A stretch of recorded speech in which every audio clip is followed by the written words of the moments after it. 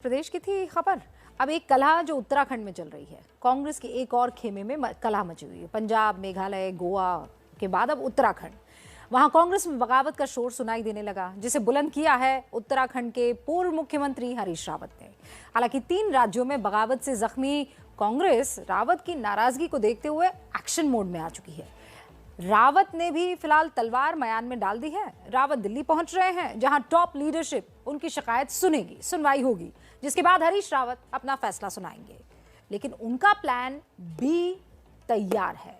क्या है रावत का प्लान बी, और रावत की नाराजगी से उत्तराखंड की राजनीति पर असर क्या होगा, ये समझिए हमारी इस रिपोर्ट से।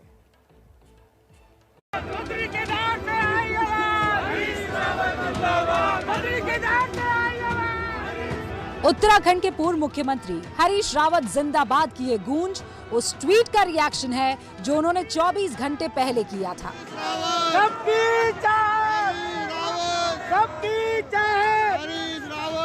उनके ट्वीट ने देहरादून से दिल्ली तक कांग्रेस में खलबली मचा दी है, क्योंकि ट्वीट से उत्तराखंड कांग्रेस में पंजाब पार्ट 2 होने का इशारा मिलने लगा। इसीलिए उस ट्वीट की कुछ लाइनें इस वक्त देखना जरूरी है। चुनाव रूपी समुद्र को तैरना है। सहयोग के लिए संगठन का ढांचा अधिकांश स्थानों पर सहयोग का हाथ बढ़ाने के बजाय या तो मुंह फेर कर खड़ा है या नकारात्मक भूमिका निभा रहा है। मन में बहुत बार विचार आ रहा है कि अब बहुत हो गया, बहुत तैर ली, अब विश्राम का समय है। हालांकि इस ट्वीट के 24 घंटे बाद ही हरीश रावत का अंदाज बदल गया और कांग्रेस के वो गीत गाने लगे। कदम कदम बढ़ाए जा, कांग्रेस के गीत गाए जा, ये जिंदगी है उत्तराखंड के वास्ते, उत्तराखंड पर लुटाए जा। रावत ने ट्वीट पर बगावत का बिगुल फूका और 24 घंटे बाद कैमरे पर पार्टी के गीत गाने लगे। उसकी पहली वजह ये कि उत्तराखंड कांग्रेस से जुड़े कई नेता रावत के साथ खड़े हो गए और इस तरह रावत ने पार्टी को अपनी ताकत दिखा दी। हमारा विधायक कहता हो।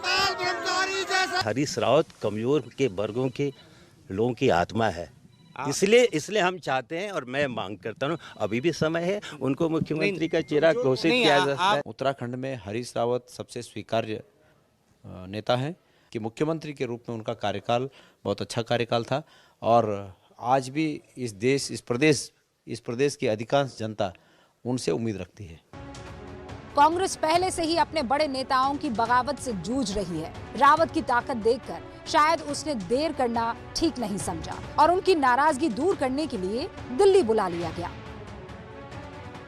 बुलाया है मुझे, मैं कल जा रहा हूँ। बहुत सीधा, सिंपल और दिल से निकला हुआ ट्वीट है। टॉप लीडरशिप से भरोसा और तरजीह मिलने की वजह से ही रावत कांग्रेस के गीत गा रहे हैं।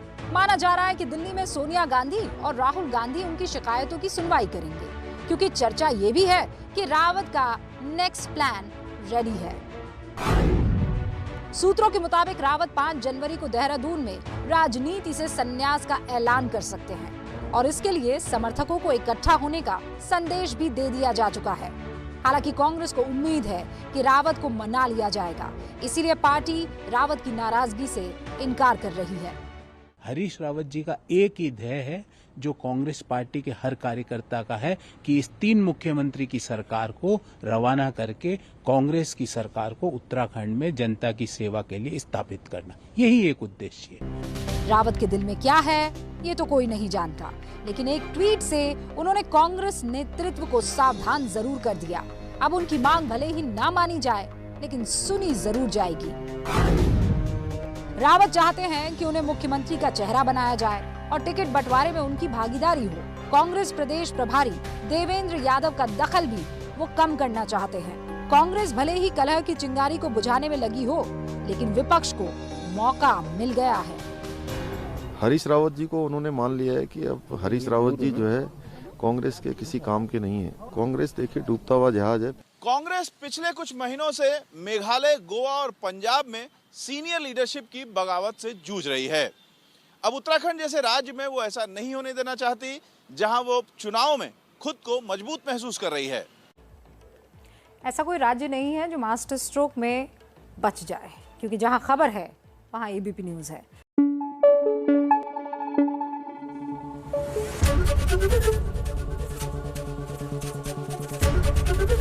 एबीपी न्यूज आपको रखे आगे।